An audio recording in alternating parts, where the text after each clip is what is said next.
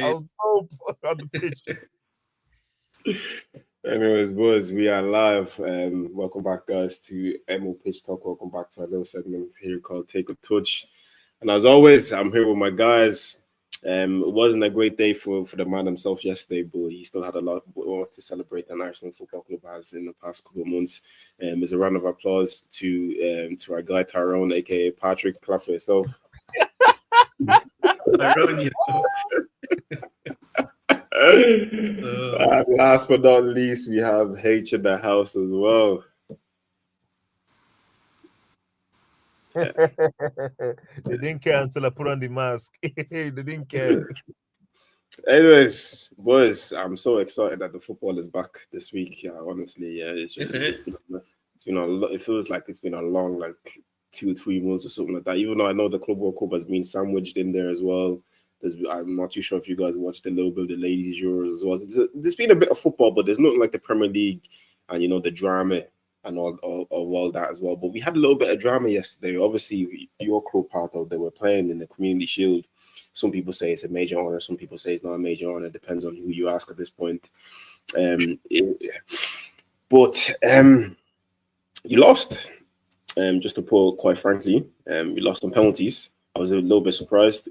The first kind of like 30 minutes, 40 minutes of that game, you guys, you had me in awe. My jaw was on the ground. I said, God damn, they look good. Ekitike was cooking. Verts was floating around. He was doing his little 1-2 step. You know what I'm saying? Jeremy Frimpong as well. He was getting up and down the wing. You know what I'm saying? No butter to him. And then after like 30 minutes, it just kind of went a bit flat.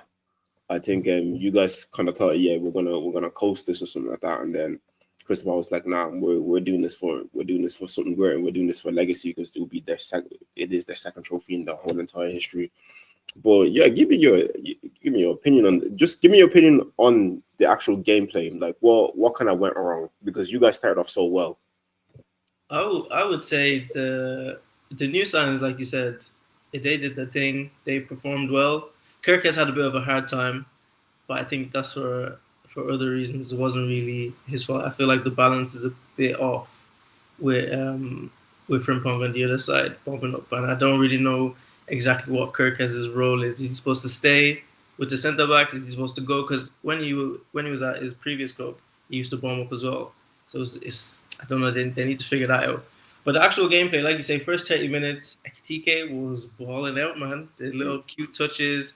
Him and Frimpong. I didn't get a celebration because he was talking shit to him. Is he imaginary voices in his head? Because I hate those type of ballers. Like, bro, you don't have ops. You don't have enemies. Nobody's hating on you. And the thing is, you know what I'm saying. If Isak comes, bro, Isak is the guy anyway. So there's nothing you can really do regardless. So yeah, I didn't get the celebration either, but maybe he's been reading a few things that he didn't like. Regardless if Isak comes or not, he's probably still going to play anyway. Because even the way he was playing yesterday, he was coming in off the left, interchanging with Gakpo. He's got some pace on him as well. His decision making is pretty good. There was one opportunity he had, and I wanted him to just shoot, and he didn't. He just played the extra pass. But I guess that just comes with time. I feel like him and Verts will have a really good relationship. I felt like Gakpo, Verts, and Ekitike were kind of doing their own thing, and Salah was just kind of on his own. Mm-hmm. On the other side, he wasn't really involved that much. But Frimpong was involved, and he's on that same wing. So I don't know how Arne Slot is going to get Salah more involved with them, no matter what his exact role is going to be for the rest of the season. But yeah, the first 30 minutes, if that is anything to go by, if it's going to be like that for the season, I think we'll have a good season. The rest of the game, we fell off. But sometimes you have to lose for your head to be correct, because I don't want them believing the hype. I think even in the past, like people like Trent, back in the day when he was playing for Liverpool, he was believing the hype, and he'd be doing lazy defending. He'd be thinking, I'm the best right back in the world. I'd just be moving anyhow. And these new boys, they're all coming in. They're saying, well, is this not the champions? We have got Van Dijk, we've got Salah, we've got Alisson, got all the new signings. Cool, we're gonna win the league. It's not that easy. Crystal Palace can ruin your afternoon. Like it's not that thing in the Premier League. So I think it's a good wake up call. and I'd rather have the wake up call now than later down the line. And especially at the start of the season, we see it so many times with Man City. How many leagues have they won? They don't really win the Community Shield that often because they'll lose that Community Shield. They lost to us. They lost to you a couple of times. We even lost to you in the Community Shield before.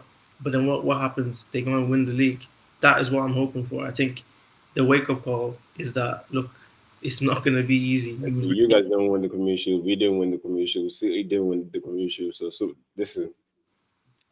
But what I'm saying is, usually City won't win it, and then they'll win the league. So we haven't won it now. Maybe it's the wake up call that needs to happen at the start of the season. I think I'm not too worried about it, to be honest. I think a few more signings are needed. Maybe probably 2 more signings. The 150 million for Isak, maybe it is better placed elsewhere, because honestly, like I told you before we got on here, I think you guys need 2 centre backs more than anything else. The starting centre backs are top notch. They already won the league, world class, fair play. But like you say, where is the rotation going to be? Van Dijk is 33 now. I think he's going to turn 34. I don't know if he can play every single game. People are talking on his name a bit too much because he had the stinker. Bro, we can all have a bad day at the office, but I need him to have a good day when it really matters. In the Champions League semi-final, where we go to City away, Arsenal away, I need him to have a good game then. I'm not really too worried about Community Shield. People, even if you go to Liverpool on the Champions Wall, we don't put the Community Shield there because it's not a major honor. Like, it's not an actual major honor. It's not that deep. I'd rather lose the Community Shield than lose the league. So yeah, I'm okay with it. We got our ass handed to us. Fair play to Oliver Glasner as well. Crystal Palace, they know what they're doing, and I like that Mateta. I would have him as a backup, honestly. I think if Liverpool put in a bid for Jean-Philippe Mateta, I think you start shouting. That's just my honest opinion. I think you start shouting because it's just you like the look of him, and I think that's what it is. You like the look of him. He looks, you know what I mean? Looks like it looks like there might be something there until he starts playing for your club, and then you're not gonna like it. You know what I'm saying? Not as a backup, maybe as a third option, because he brings a complete different dynamic. Obviously, what we're trying to do now, everybody's technical. We're doing jinky majinky, playing around the box. But Mateta will just you know what I mean?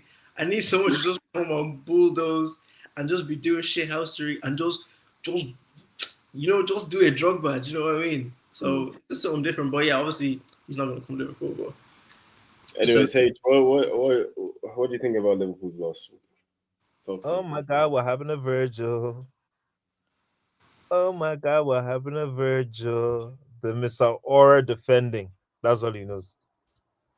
When that guy doesn't know what else to do, he goes into his Rolodex and says, "Oh shit, what?" He sees Aura and he just pulls down his chest and says, "Let the Aura stop them, bro." When we talk about, and I think I even sent you the article before. The Telegraph, they went and put the article 8 preferential decisions towards Virgil van Dijk. 8 where the referee showed preference. So did you even see what the referees was even trying to do about that McAllister handball, saying it wasn't handball? We'll even get onto that. But let me show you this. Let me show you this high line that Virgil was trying to play. Oh my God, what happened to Virgil? Easy, I can't even lie. Aura. He thought his aura would duplicate himself and you move back. The aura will move back. Yeah, it's mad. That's what I was trying to tell you. Before you try to step up, because I played defense as well. Before you try to step up, you look around to make sure everybody's in line, everybody's on the same wavelength. Why is he ahead of everybody else? Like he's ahead of Konate, he's ahead of your left back, who's actually in line with Konate. He's so far ahead of Frimpong as well. Like it's crazy. Can I just say in his defense here? Obviously, he's looking that way, so he can see Kirkes. And is that who's that running? Who's it that scored? Star.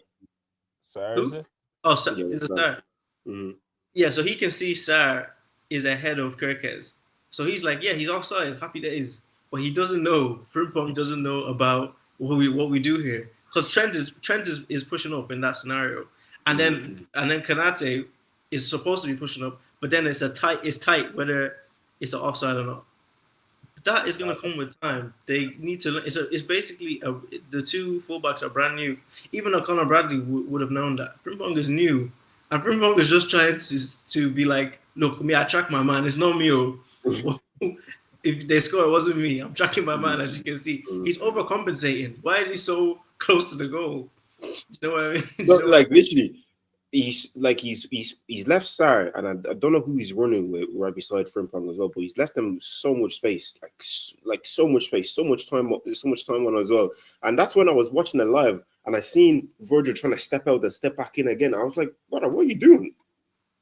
And also, he was sick. He was just coming off an illness as well. Hey, Huh? we don't want to hear that. He shouldn't have been playing in the first place. Then, if we were sick, There's no one else to play. Joe Gomez is injured. look. See, that's what I'm saying. You forget Isaac got signed 2 centre backs, Willis. Yeah, we have some work to do, man.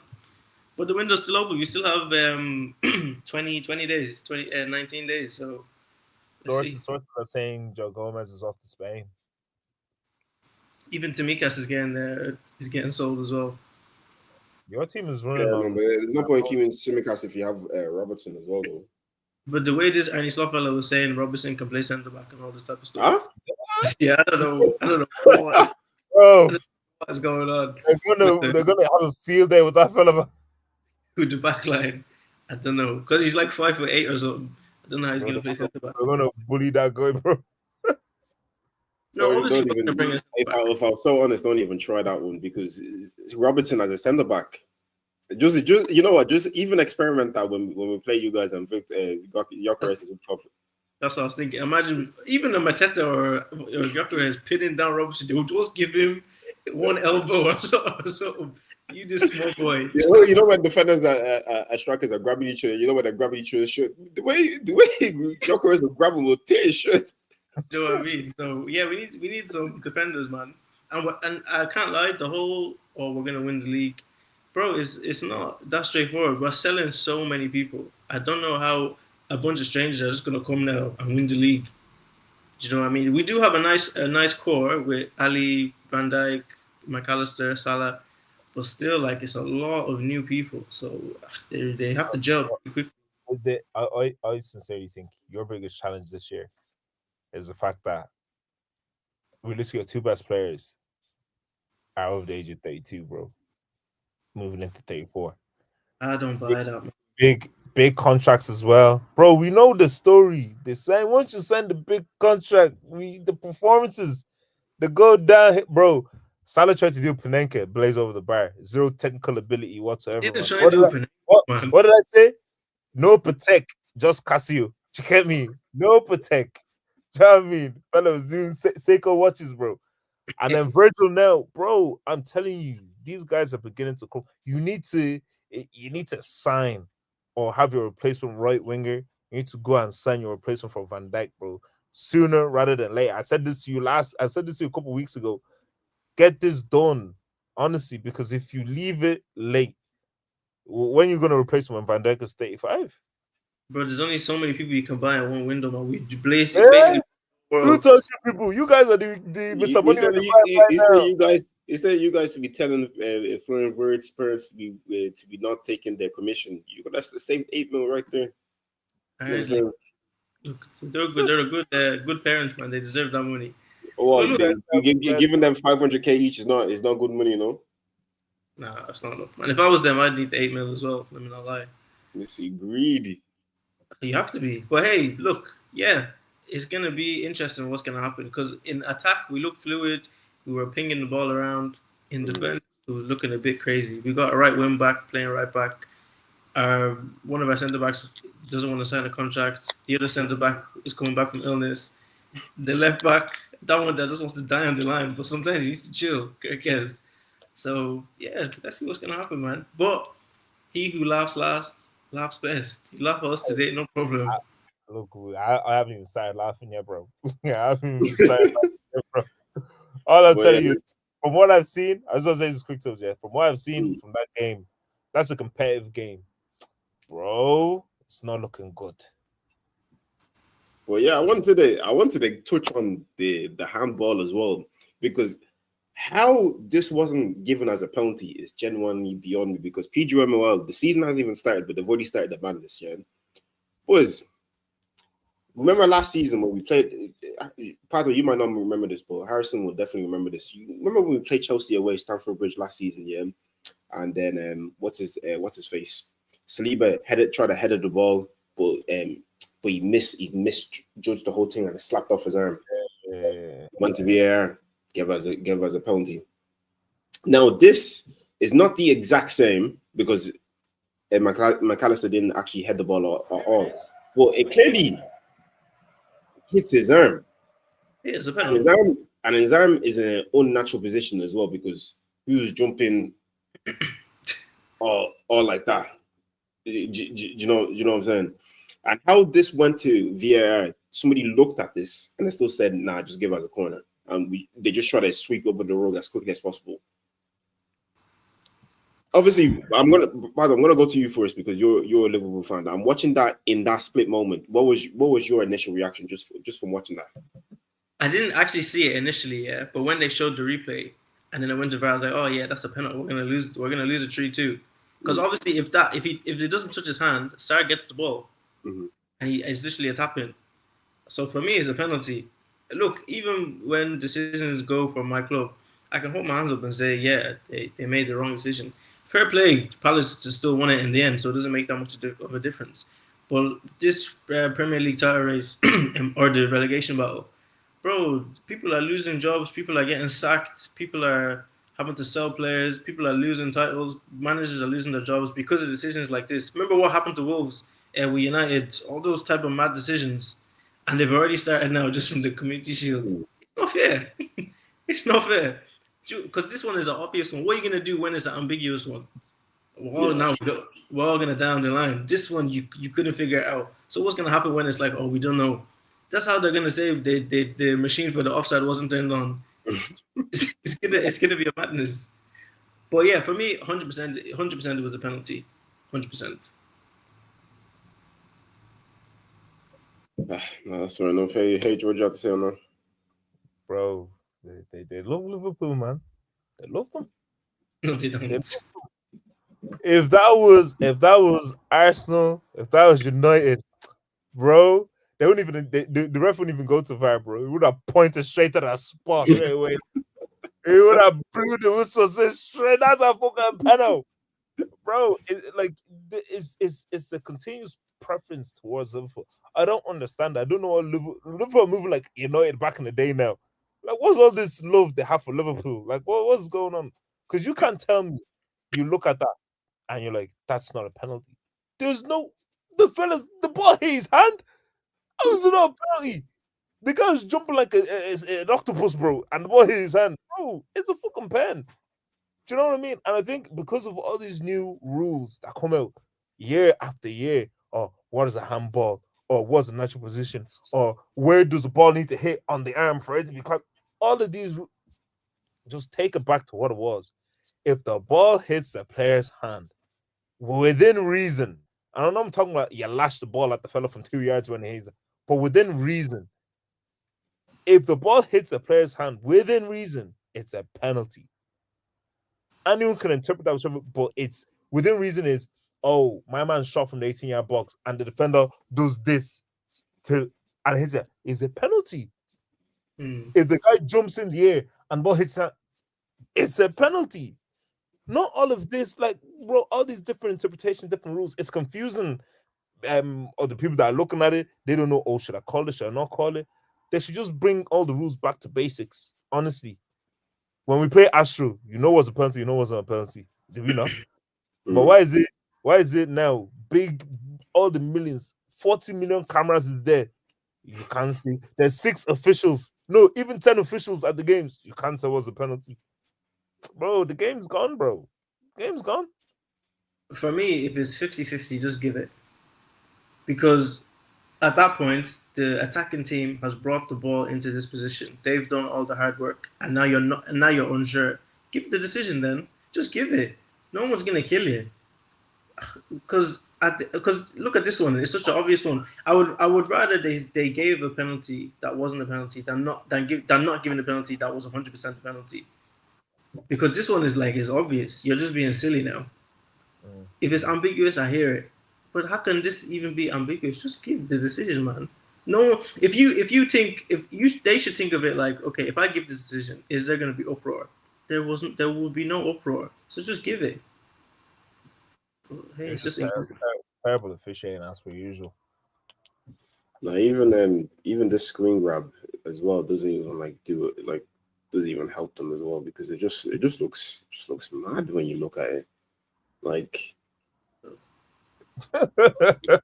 like what more do you like? What more do you want? You know what I'm saying? I genuinely didn't even understand it as well. Like I don't know Hey, how. can I just say one thing? Yeah, Mm. where's Virgil? He's there. He's in the picture. Why isn't McAllister picking him up? Why isn't Virgil the one picking him up? McAllister was playing in the double pivot, man. That's his responsibility as well. Oh my God, what happened to Virgil? Yeah, continue Premier to. League winning captain, this is crazy. I know certain captains that would never be cut like that. I know certain captains that will never win the league. So, bro, we can't be perfect every day. There We you go. can't be amazing every day. Yeah, when you guys are making it sound like this guy's the second coming of fucking Beckenbauer, yeah, I expect you to be He- perfect. But he, but he I literally is though. expect you to be perfect. The guy's not perfect. I've seen this guy when it matters the most not show up. That Champions League final using his bomb. Oh, my bomb will defend the goal. All right. Okay, but he played another Champions League final, won it, and he was the man of the Against match. Tottenham, one of the worst Champions League finals ever So aired. so he should lose then because it's Tottenham. What's he supposed to do? He's not Bro, supposed to win it. beating Tottenham in Champions League final doesn't count for him, bro. Doesn't What do you count. mean? It doesn't He won count, a bro. champion. He won a Champions Yeah, League. you may as well have been playing fucking RCD Espanol, bro. That's what you've Okay, been but playing. but how did he get to that final? Bro, you should have been playing Elche or someone like that, bro. He Instead of he Tottenham. he played he played against Barcelona with Messi, PSG with Neymar and Mbappe, Bayern Munich with Lewandowski and all them, man, and smashed all of them. What do you mean? Put respect on Van Dijk, man. And then his final game was against fucking Eric Dyer. Oh my god! Oh my Harry, god, Harry Eric Kane Dyer! wasn't there though. Oh, and Oh, just to say, yeah, oh my god! that Tottenham team, yeah, is better than the current Arsenal team. What? Yeah, I said it. What? It's really not. But All it right, is though. Go through it then. all right. Go through it. How you breaking that man? Yeah, aye, safe, Would you safe. Harry Kane and Son and Deli Ali and all? Please. Deli Ali, safe, safe, Deli Ali of that time, he's better than Odegaard. safe, safe, safe. Don't. How can you? Anyways, Bro, what? look, all I've said is I've never bought into this Virgil hype. He's a great defender. Don't get it twisted. But people made it sound, yeah, that this guy was like Beckenbauer. I've seen the clips of Beckenbauer. I know what Beckenbauer is. This guy doesn't come close. Doesn't sniff Beckenbauer. The people in Liverpool were talking, oh, he's the best defender in the Premier League ever. You know who you're talking about? John He is Terry. though. Bro, give it a rest, man. But the thing is, it's because of his attributes. There's no attribute these men are better than him, man. That's The what only that's what I'm attribute, saying. the only attribute he has is waves and a ponytail, bro. That's it. There is no attribute, bro. Okay, The defend he defends is the same defend Rio Ferdinand defends. It's the same defending that John but it Terry isn't defends. though. But it's not, and you have to give him credit, How, bro. how is it not? Rio Ferdinand played with Vidic. Terry played with Carvalho and other good defenders. Van Dijk plays with defenders that are not up to his level, and he's winning trophies. And he won the best player. He was the best player in Europe in 2019. He won it. The Bro, trophy is there. that's who's Messi was. That's who's Messi, Ronaldo, or Brian Yeah, Brand, no, bro. but yeah. Well, up top, it's not like he was playing with scrubs all around him as well. Up top, you had the Salah, Firmino, Okay, Mane, but the as thing well. is, You had a little good little pivot in the midfield as well with one album. I hear He had that. Robertson and Trent. But then if I ask you, is that Liverpool team better than that United team, than the Chelsea '05, than the Arsenal Invincibles? You tell me no.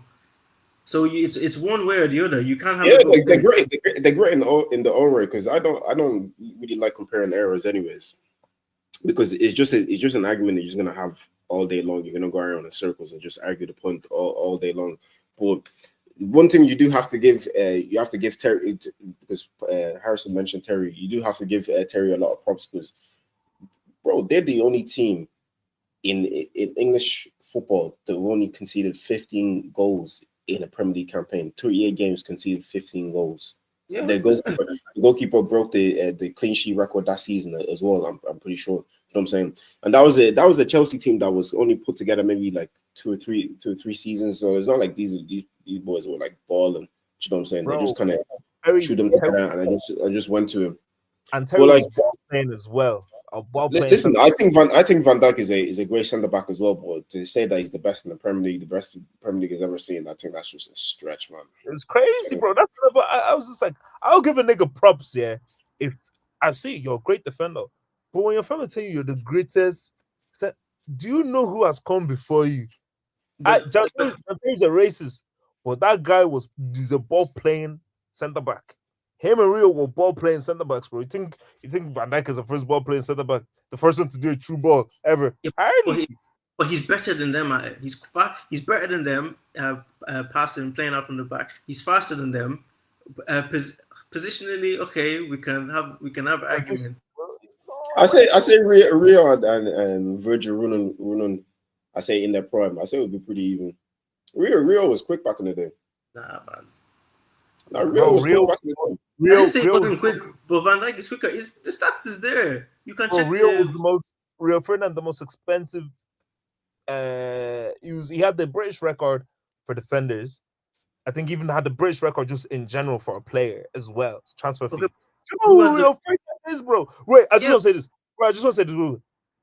Rio went from wherever the fuck he was. He went to Leeds.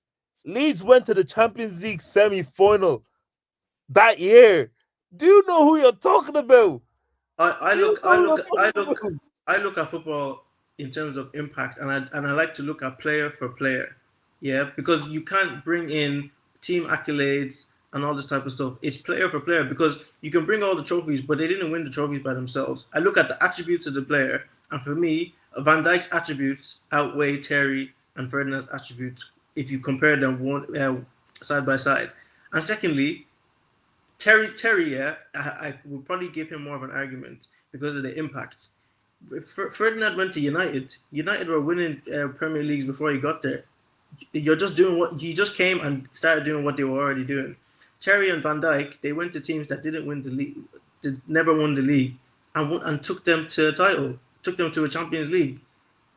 It's more of an impact. It's more impressive when you go to a team that hasn't done it. Imagine you go to a team where nobody has won a trophy and you win the Premier League and Champions League. Ferdinand was playing with Scholes and Giggs and all these type of man, Solskjaer, all these men who've won many, many titles. You have people that know how to win it. Imagine you've never won something. You need to learn how to win and then make other people win as well. For me, that's more impressive. But that's just me. Anyway, we don't rate Virgil on these sides, man. Fuck that nigga. Anyways, boys, I wanted to get into some transfer dealings. I was a little bit surprised today about some of the stuff I was hearing from Manchester City. They're trying to get rid of a couple of people. Jack Grealish, I kind of knew about anyways because he's a bit of a drunkard anyways. He's want to jack the lad. He is, bro. Fella, they'll win anything. The fella be going on a 90-day bender. Fucking 90 days. How long is preseason? I don't know how the guy does it. It'll just be up and down. You just be seeing him drunk. But anyways, Jack Grealish, I knew they were gonna get rid of. But this one caught me a little bit by surprise. I'm not too sure if you guys saw it, but they're trying to sell Savio, whatever you want to call him, whatever the fella's bleeding name is. Anyways, they're trying to sell him to Tottenham out of all teams. But City fans were telling me this guy was better than Bukayo Saka when they signed him. A year later, they're trying to flag him to Tottenham for about 60 to 70 mil. I'm pretty sure. What's going on? I thought this it was good. They were telling me, oh, scary hours. He's coming from Girona, blah blah blah, all this type of stuff as well. Like, don't get me wrong. I think there's a player in Savio, Savinho, whatever he calls himself, but there's just no end product to him. I think he's just like all flash, no bang. Do you know what I'm saying? And I had a look at the stats. I was reading some comments, especially on the Ornstein's post as well. People were saying that he's only scored like one or two goals in like 40 games or something like that. I said, what? That's crazy. I said, what? I said, one or two goals, but his assist total is pretty high as well. But oh, even if Savio goes to Tottenham, I'm not really too worried. I'm not sure how you guys feel about it, but I just don't think he's gonna. I think it's gonna be like a little flash in a pan. I don't think it's really gonna move. It's gonna move the needle for them because I know they have Kudus and they'll have Dominic Solanke. Then they'll say, "Oh, we have Savino on the left," and they'll try big this up, say, "Oh, we have one of the best front threes." Blah blah blah. But that to me is a mediocre front three. If I'm being honest with you, because as much as I like Kudus, I would have liked him at Arsenal as well, but his output is not that great. Do you know what I'm saying? He's a workhorse. He gets up and down the pitch pretty well as well. But you can also kind of phase him out of a game. Do you know what I'm saying? If you kind of put a couple of bodies on him, you can kind of play him out of the game as well. Dominic Solanke, fella's injury prone, and it's a bit hot and cold with his finishing as well. And if they add Savio on top of that as well, I wouldn't really be too worried if Tottenham got him. But I'm just a bit skeptical that the fact that City are trying to sell him, and then City also try to sell Nico Gonzalez, this DM that they signed from Porto as well for big money. I was reading on Porto. I made a TikTok about it as well.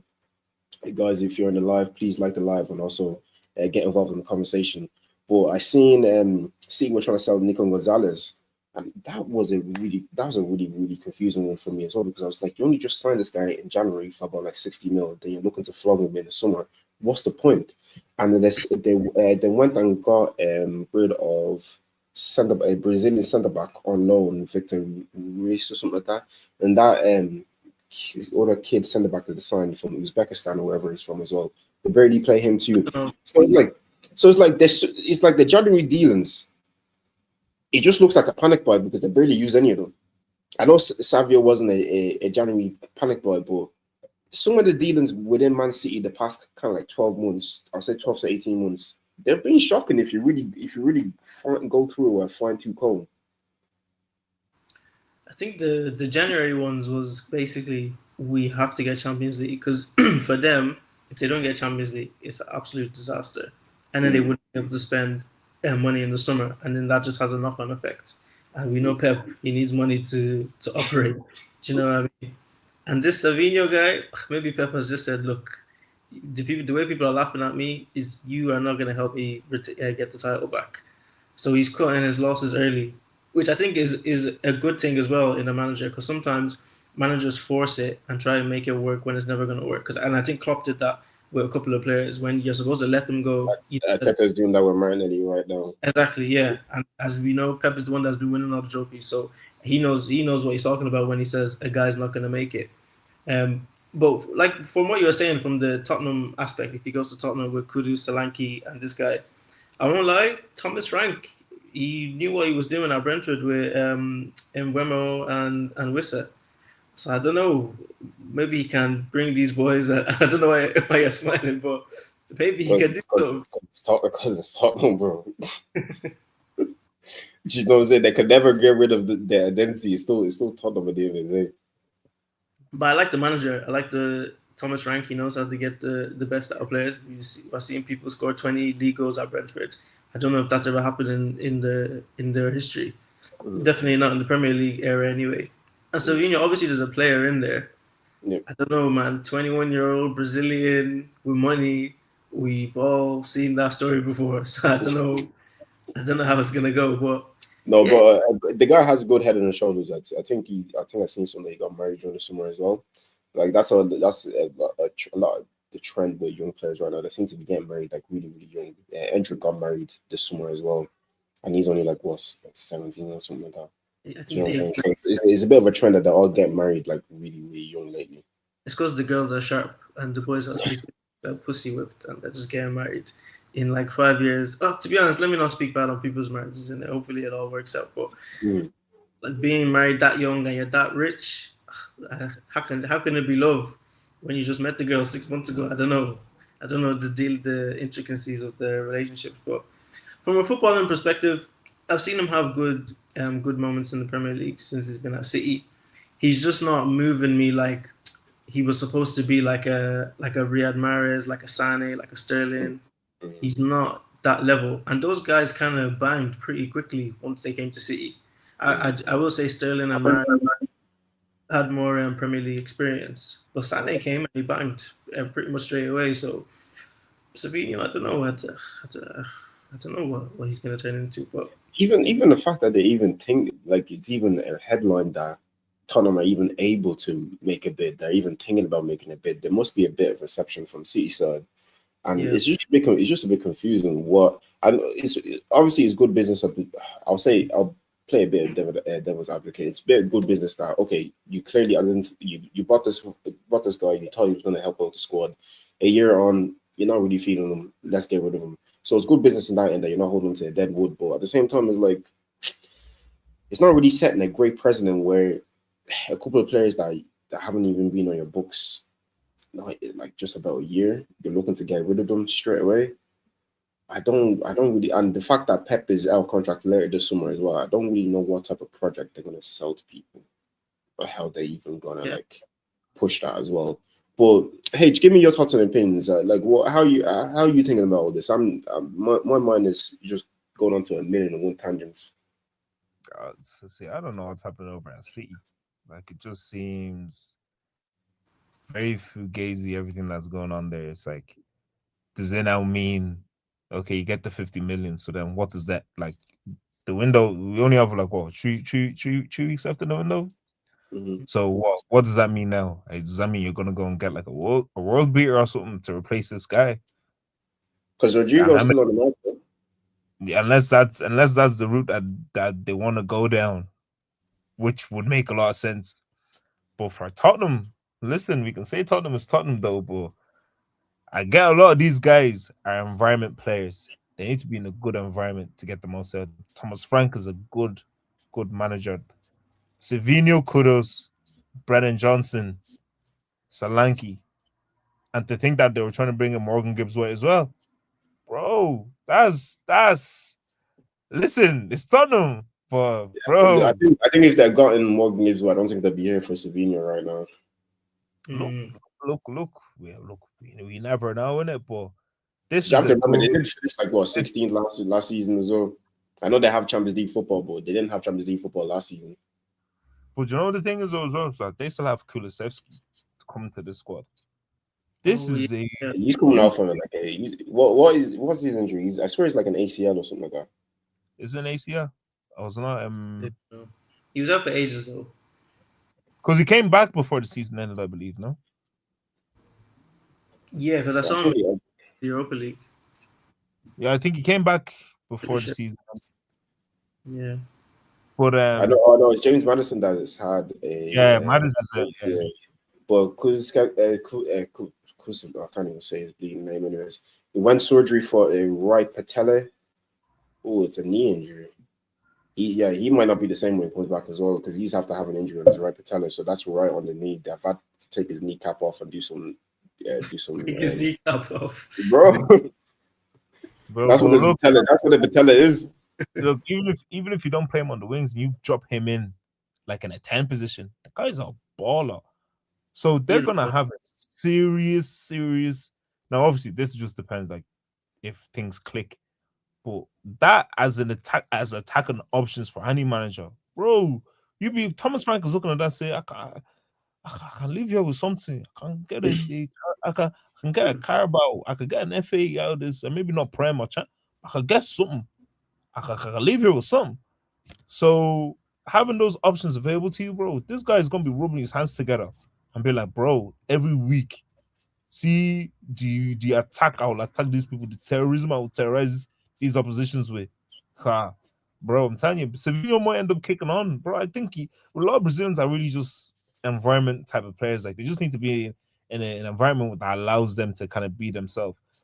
If you're Brazilian, you go to Pep Guardiola, bro. Unless you're a midfielder like DM or bro, that guy is going to squeeze the. There's no step over, bro. There's no jink. Even if you dare step over, but Pep has told you pass that ball, and don't pass it, you're done. It's done. You're not getting the ball again. Look at Doku. Doku was doing jinky me jink.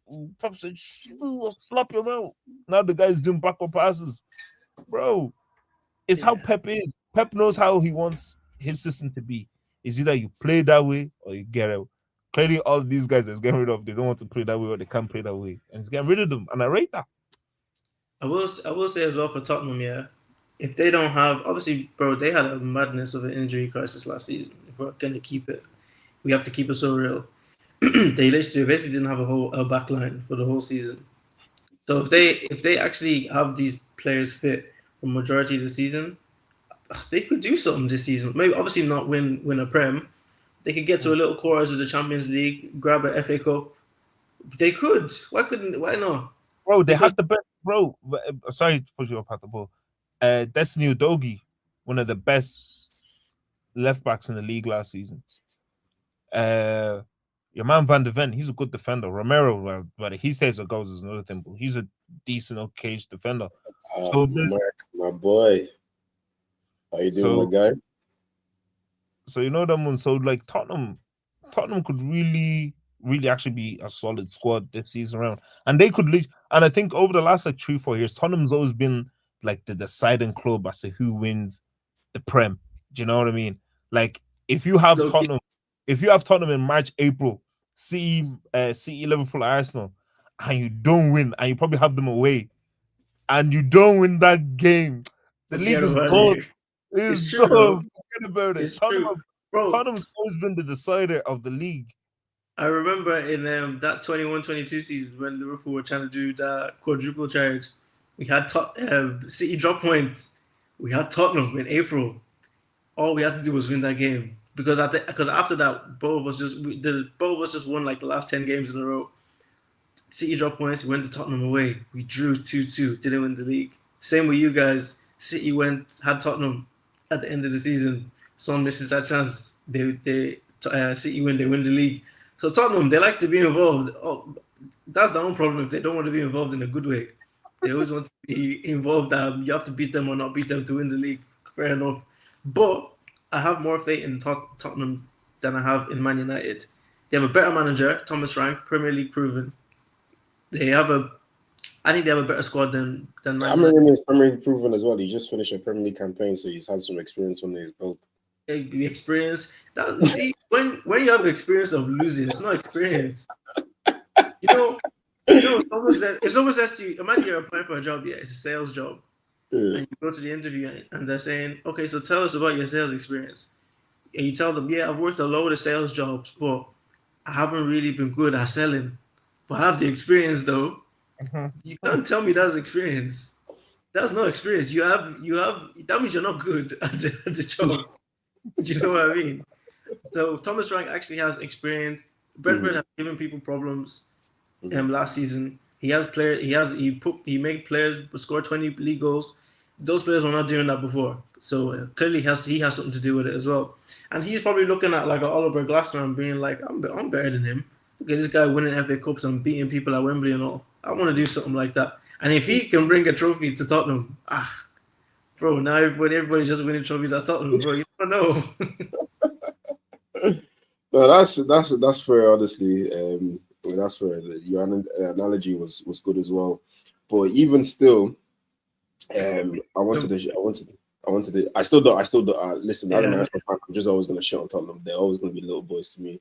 But the fact that they're getting rid of Savinho, but Jack Grealish has now sealed his loan move to Everton. Out of all the £100 million signings that's being brought to the Premier League from overseas or even in the Premier League as well, is he by far the worst one in your opinion, guys? Oh, 100 mil, yeah, 100%. Oh, I don't know about that. 100 mil, just all players who are 100 mil or more. And what I'll just say is that don't look at team accolades. People always look at team accolades and will say, "Oh, because he won the treble." And people keep telling me that he had such an amazing season during that treble season. It wasn't that amazing. Let's keep it a book. It was not that amazing.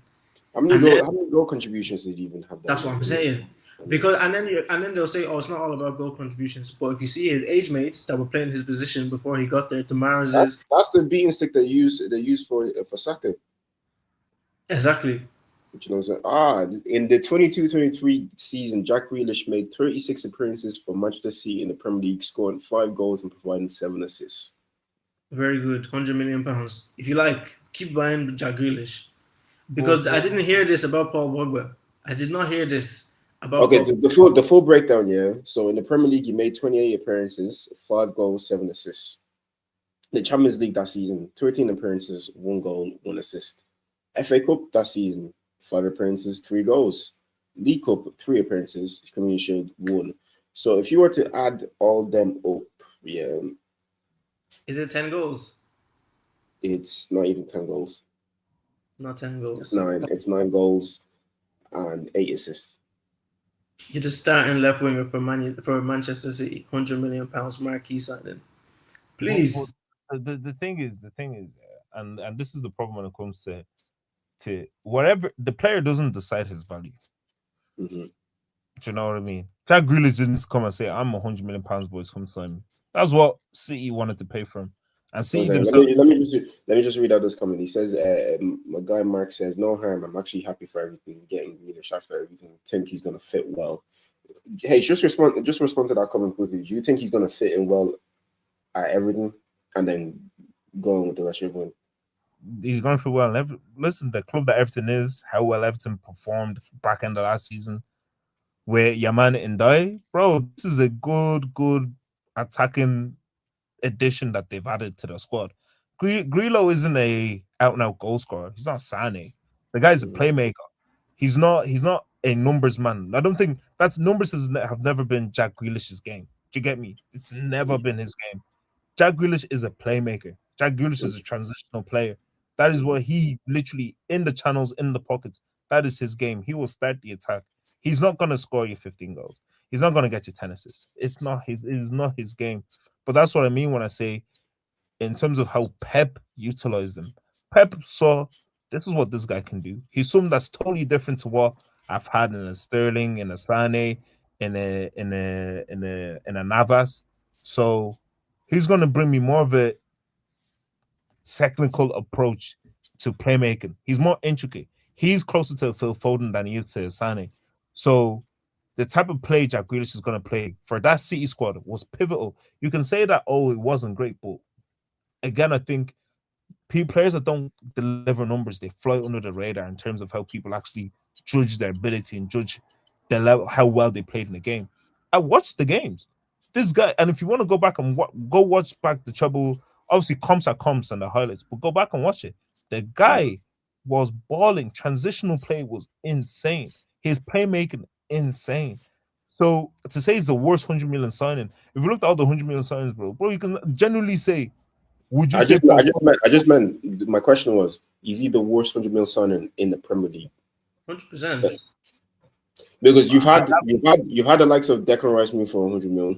You've had Caicedo, you've had Enzo, you have Florian Wirtz now as well. Who else is there? I think that's about everybody How that much was about Pogba? 100 mil. 89 million or something. Yeah, Pogba wasn't just about. It wasn't 100 mil. Like Well, if you look at it, could he be the worst?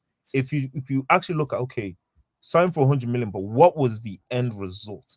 Because at the end of the day, Patrick, you say it's all about winning. It's all about lifting the trophy at the end. What is the end result from this 100 million signing? And if you look at it, is it not countless trophies? Is it not? So did Yeah. he then not contribute to those countless trophies? Was he not? Because this thing, if he was shit, Pep would not. And we obviously saw in like the last year or 18 months that Pep didn't play him that much. And obviously he had injuries and stuff like that. Listen, every player goes through a cycle with Pep. He can love you for a year and a half and then throw you to the walls. But in that trouble winning season, he played the games. He started a lot of those games. So he directly contributed to a lot of those trophies. So is he or could he be the worst? I'm sorry, I'd have to disagree honestly because see the the end reason result. why the reason why the reason why I'll argue the point is because I know it's not down to him that makes up his price. So it's obviously that's what Villa felt that's why he was of value to them, and that's what they charge Man City. Man City, they could have said, okay, we respect the value you placed on him. We don't want to sign him for 100 million. They could have walked away, so it's not his fault. But I feel like with some of the players that went for same type of money, the kind of expectations they put on them is vastly greater than what was kind of put on Jack. And now some of the I wouldn't want to say excuses, but some of the counter arguments they use for him is like you said as well, H. He's not that type of player. You don't buy him for that type of reason, all that kind of stuff. But most of the day, nobody really gives a rat's. Like we signed Declan Rice for 100 mil, and we have to argue up and down of how good of a player he is because he doesn't take the ball on a half turn and pirouette and dances between 2 or 3 defenders and then cores the top bins. People don't rate that. They want to say Caicedo is better than him. Partner, you're going to see this season with Florian Wirtz. Let him have two bad games in a row. They're gonna be talking on your guy. Pogba, that was a record fee at one point as well. The fella was never what people thought he was. Do you know what I'm saying? Like you needed like if you look at that France squad when they won the World Cup, you needed like an N'Golo Kante, somebody that's a destroyer behind him, so he can kind of roam around and do what Pogba does. You know what I'm saying? But they were trying to shoehorn Pogba into some kind of weird fantasy, and that's not just the type of player he is. So I feel like when you have these big kind of price tags on you, there's going to be a level of expectation, and I feel like even as a player as well, you're going to have to rise to that to a certain extent as well because people are going to be talking to your name. And I'll bring up Declan Rice as a point of reference on this because he was well aware of his price, and he knew how he had to deliver as well. And I would say in the past 2 seasons that Arsenal Football Club have had Declan Rice, I would say he's fairly delivered. He scored in the past 2 seasons. He scored more goals than he's ever scored at West Ham. So I'm saying he's making Team of the Year. He's making UEFA Team of the Years as well. He's getting acknowledged by his peers. They're even voting for Player of the Year. Do you know what I'm saying? So that's somebody I can say.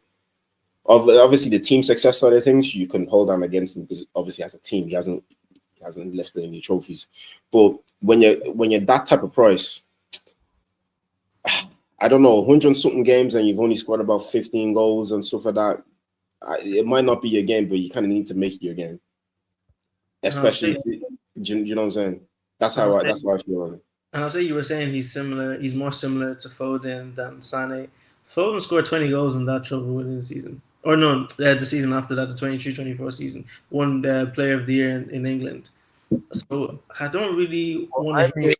I mean, in terms of playing style, operating the channels, operating in those little half spaces, than Sané, who can really just command, or certain that can command the whole like left side or right side by themselves. Mahrez, they can command like this is I'm a left winger. I'm gonna just I'm this is my side.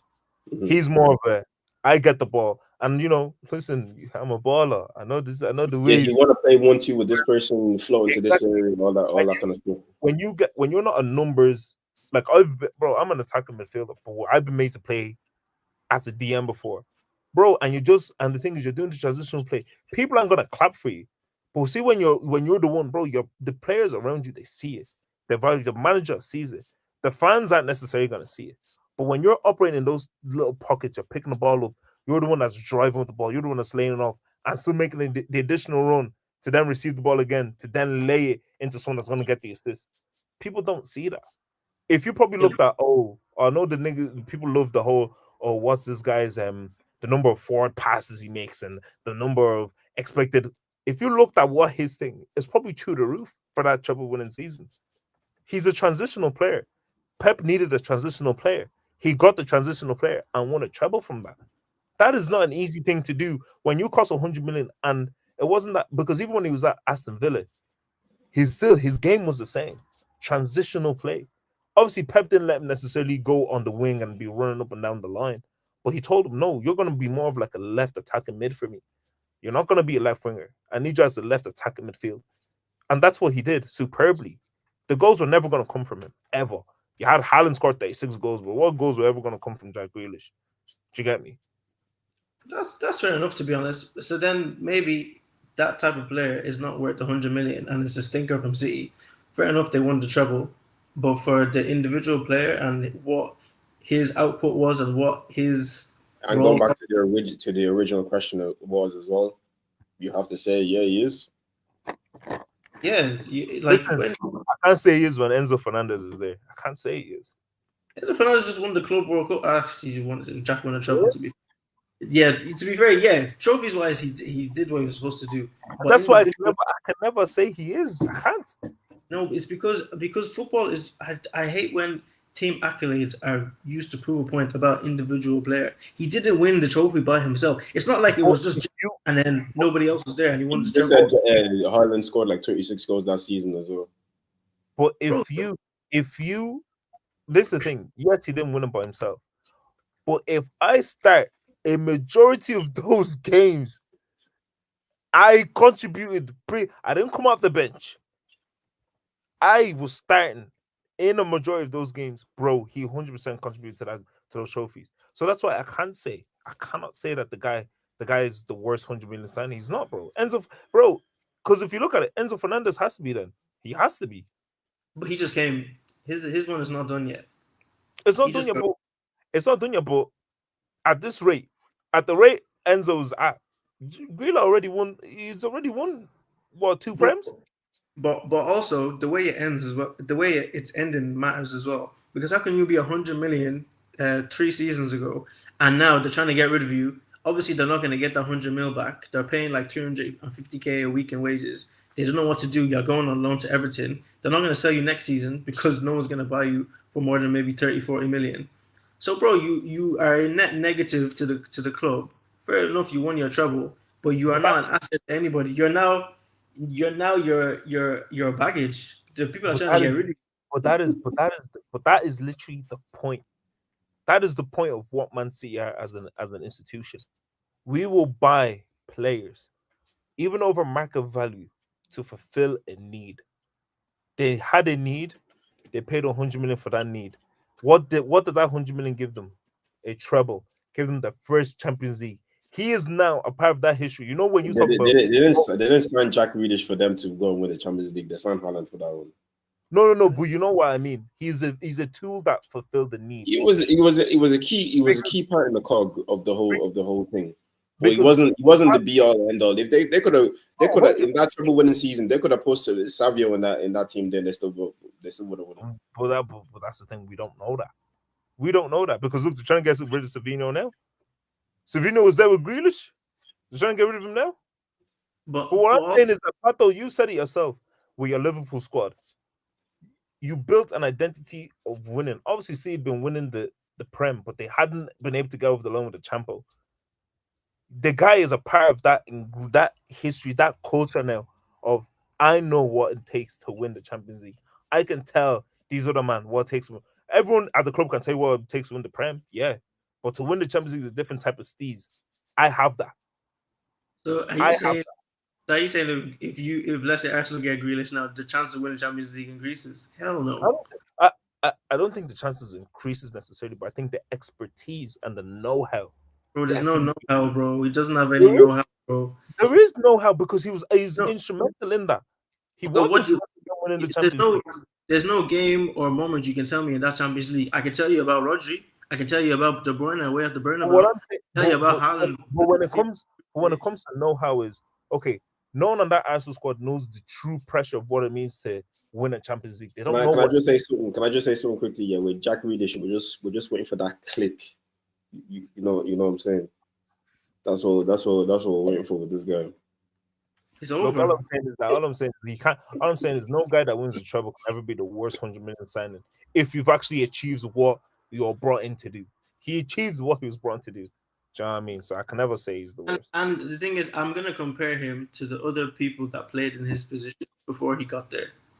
And because all of a sudden now, so if he played the left wing, yeah. If we look at the left wingers, it was Sane and Sterling that have been playing before he came along, and we are looking at their stats. Why is his different? Why all? And fair enough, cool. Sane and Sterling, they were more numbers man's cool, brother. You can't even give me 10 assists and 10 goals. No, Well, I'm not that's trying. what I'm saying.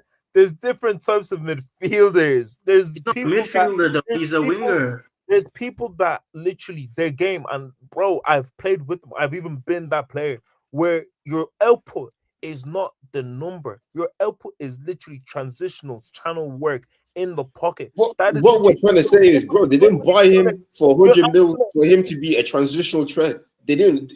That was the whole reason for buying Haaland, because they needed to change the whole way they played, because they weren't getting over the line in the Champions League. They didn't sign Jack Grealish for him to I'm grab not the ball in saying the this. left channel, I didn't move a say little this. bit. Do you know what What I'm I'm saying? Like saying is that they use grabbed it. him to facilitate, and he didn't They facilitate enough. That's why he's looking to get rid of him. But that's the thing. You can't say he didn't facilitate enough. If he won the treble, that's the whole point. He did it. You cannot be a half space pocket player and then they come and say you didn't contribute. My job is in the half space.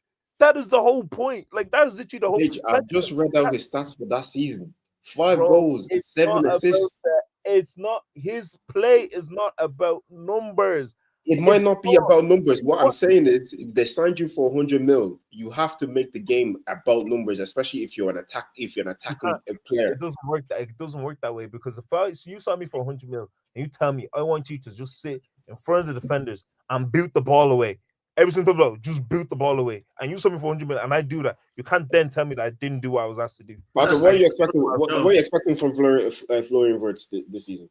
What are you 15 expecting goals, from? 15 assists. That's my expectation. But has Florian Wirtz been known to score goals and get assists? High numbers of goals, high numbers of assists. Yeah.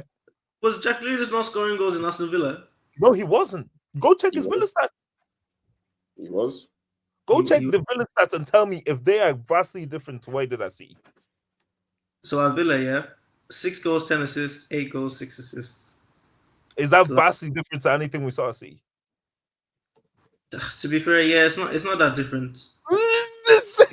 And guess what he did at Villa? He worked the channels, half spaces, This guy, transitional play. 15 goals, 17 assists, and 96 appearances for Villa in the Premier League in his career.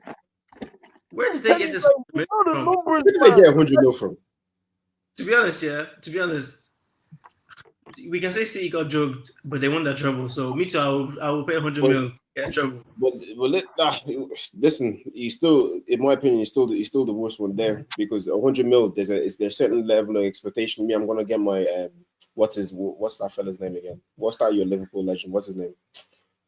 Oh, the one I was always hating on Pogba. What's his name again?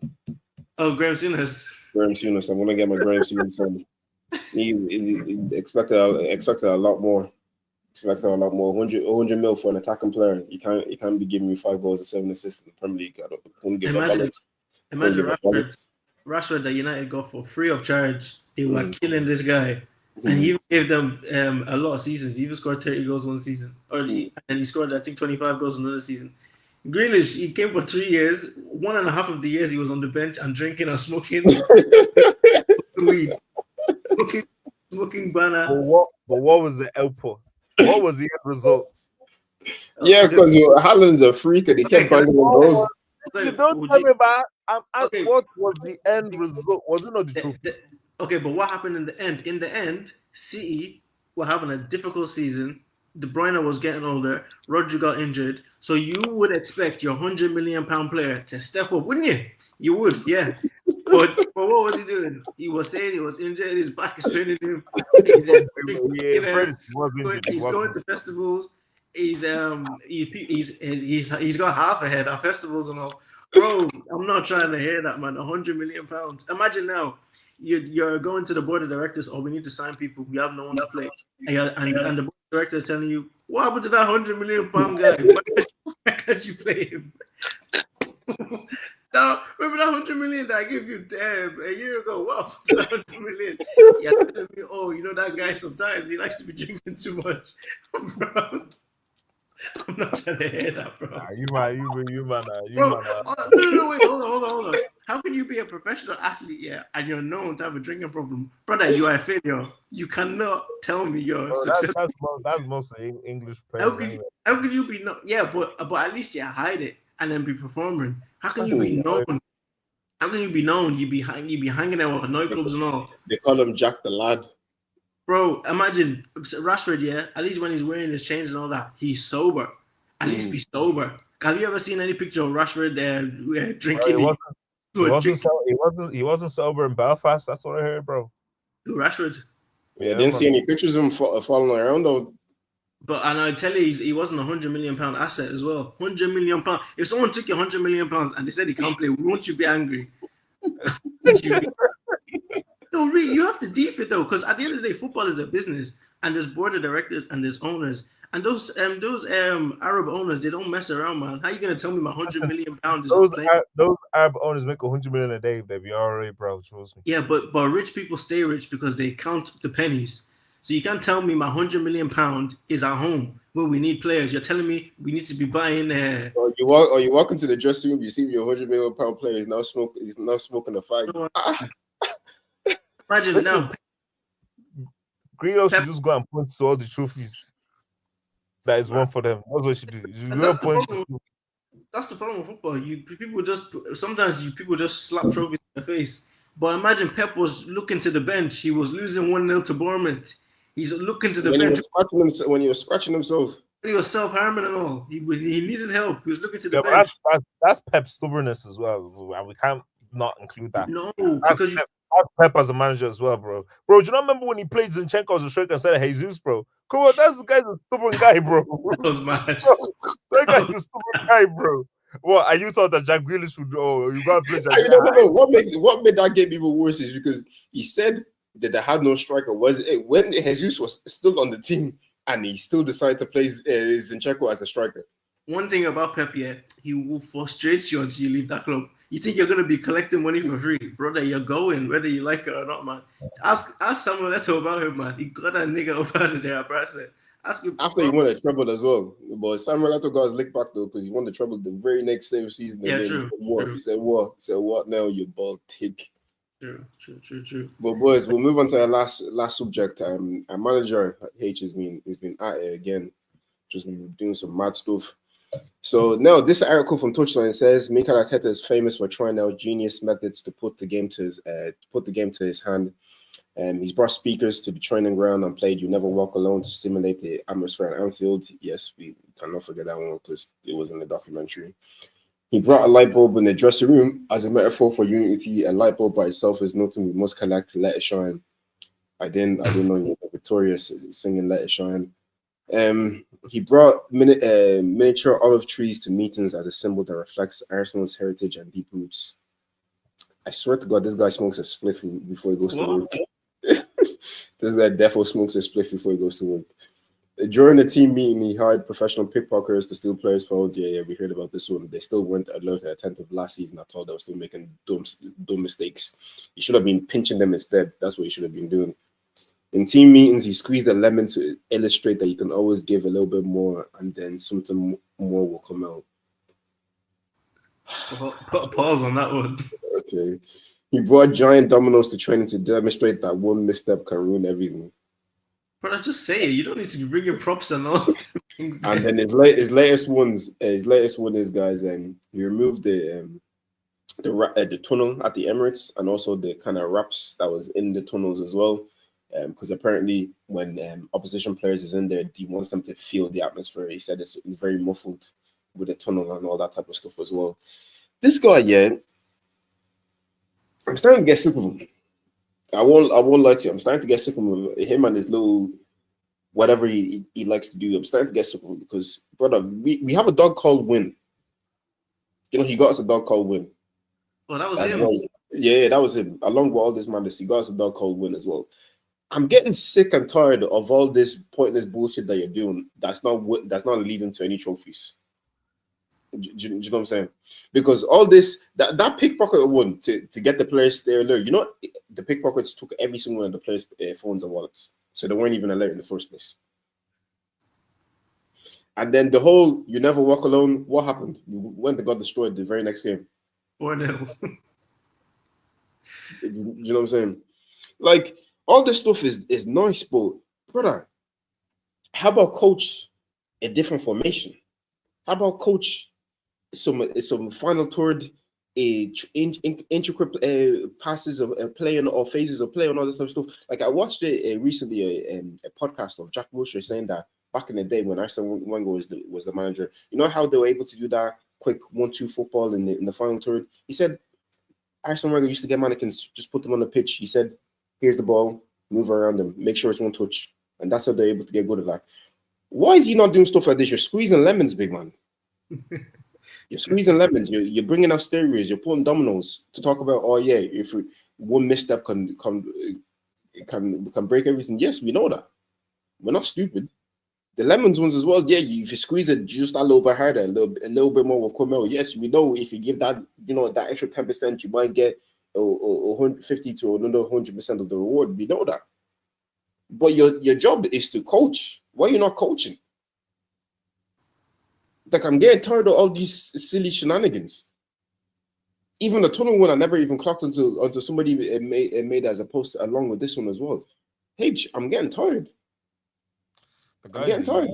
The guy is one of them uni teachers that he doesn't teach. Fella comes in with all these metaphors and be trying to make you think that he's a cool guy and be like, oh no, like guys, in life, it can be like dominoes. Bro, shut up, man. Go do a tree at the back, bro. Shit, what's all this rubbish, man? Do a tree for a tree or something, bro. I'm sick and tired of this shit, bro. Fella's just doing whatever, man. Honestly, like, it's just, bro, just go and coach and win a trophy. Like, god damn, bro. The time you're wasting doing all of this rubbish, you could have been teaching the boys simple offside trap. You could have teaching them. You're teaching them how to defend against corners. I seen Luis Enrique at PSG training. He had a flipping crane, watching the training from a bird's eye view up top, so you can see what players are doing, who's attentive, who's not attentive. Why are you not doing that? Why are you telling them to connect as a light bulb? Why are you getting pickpockets to be taking their stuff? Like that's like us being in schoolboys when we're learning the Pythagoras theorem. Have anybody ever busted that out in their daily lives today? Ever use that? Or trying to find why? Bro, I know the reason why. I know the reason why. He's a rubbish guy. That's why. Bro, that is rubbish, man. But as fans, you still have to believe in the manager, because if he busts out with Champions League now, everyone will be saying, you know what, that dominoes metaphor. That's why they won that Champions League. Yeah, but the Anfield win would have won triple platinum if we actually won the game. But he done all that, and we lost 4-0. And that was prime Klopp as well. That one, you should have just allowed it and just said, let's just try our best. What's all this Anfield, blah blah blah. Like, yeah, man. But to be honest, he's gonna be here for the season. Let him do his thing, man. Believe in your manager. Clearly, he knows what he's doing to some degree to get you to this point. He's squeezing lemons, getting giant dominoes, making them fall down, saying, "Yeah, one misstep can ruin everything." Does it sound like somebody that really knows what he's doing, or getting on the job and just winging it? Do you know what? I just realized, it makes so much sense why Ramsdale said that he can't concentrate for full 90 minutes. The fellow was thinking about the flipping dominoes. The fellow was thinking about, oh shit, you remember? Oh yeah, he said, oh Roman, yeah, don't be the domino. He's thinking, oh yeah, what did he do with the lemons again? What was that about? That's why he couldn't concentrate, man. This guy had these people, bro. Saliba going to sleep. I know he thinking about flipping lemons. You should be thinking about trophies that has them thinking about lemons, boys. Bro, Arteta'S, bro, this guy doesn't play Football Manager. He doesn't play Football Manager, man. Because I can tell. You can tell managers that play Football Manager and they be just trying stuff. This guy has done the same 4-2-3-1 for the past 14 years. Bro, switch it up. Give me something. Now you're copying Pep. You're doing inverted left backs and right back. Bro, just play football. What's this squeezing lemons, bro? What's this? But I think this season he is going to switch it up, because there's no way Gyökeres or whatever his name is going to be making them runs off the shoulder and he's going to be saying pass out wide to Saka. There's no way he's going to be doing that. So he needs to tell Odegaard and Rice, please, if you see this Gyökeres guy making these runs, play the ball in. You can do it 10 times. If 2 comes off, he's going to score 1. Simple. And I'm pretty sure he's not going to be saying, give the ball to Martinelli, let him get to the byline and play it back. Because we've tried that one already. Even Martinelli, too, should tell Arteta, look, bro, I've been doing this. I know you're the manager and all of that, yeah. I've been doing this. Let's try something else. Let's let me run, let me do those diagonal runs as well. Me too. They can give me the true ball. Do you know what I mean?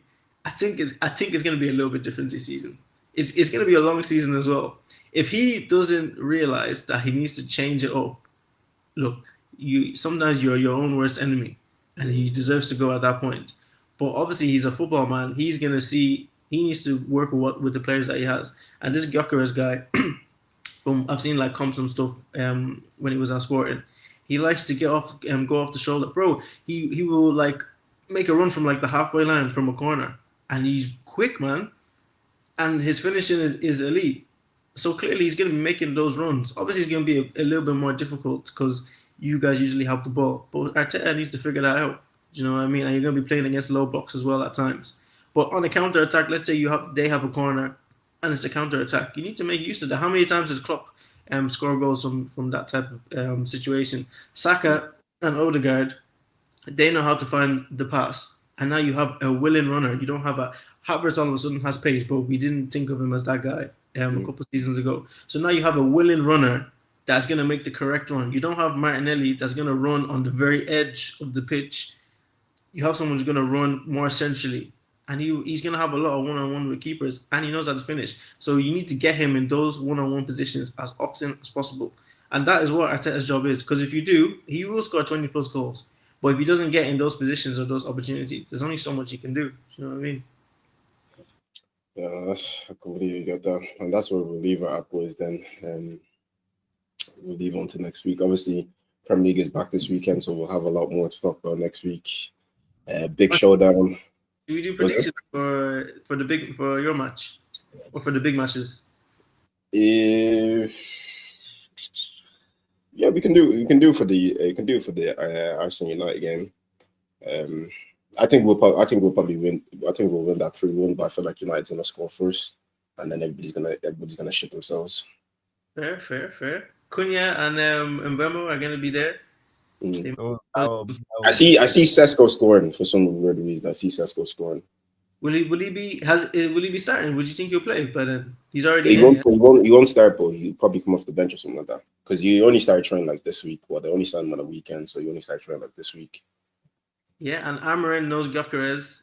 Arteta wanted Sesko. Maybe they're gonna push that narrative as well in the media. No, they're already pushing the narrative now, bro. Yeah, I think it's gonna be a draw, personally. Well, what's goal? Like a 2-2 or 1-1. Okay. Hey, what are you saying for the Arsenal game? What's your prediction? 4-0, Gyökeres hat trick. I'm telling you, I've been saying it. No one can say I haven't been saying it. Go watch all the lives. I've been saying it. Gyökeres hat trick. I'm telling you, see that celebration. See when that first goal goes in by Gyökeres. Yeah, just stay away from Twitter. Stay away. Just stay away. Actually, you know what? Yeah, now that I'm thinking about it, bro, all this Lenny Euro and Maguire against Gyökeres. Stay away, bro. That Lenny Euro, bro. Gyökeres would just. Bro, I can literally see the first goal right now. It's so funny. It's gonna go to Martinelli. Gyökeres is gonna make that diagonal near post, and he's just gonna bang that ball. Just flick. It'll be one of those delicate flicks past the keeper. I'm telling you, we'll heal like crack. No hurry, I'll be there. Onana's back in training as well, so Onana's more than likely will start the game. So, the boys are just gonna be showing 4-0 Arsenal. Gyökeres hat trick. I'm gonna show a bet on it. But anyways, I'll be live for that. I'll be live for that game anyway, so my reactions will be live. But guys, we'll reconvene until next week. We'll have a lot more to discuss.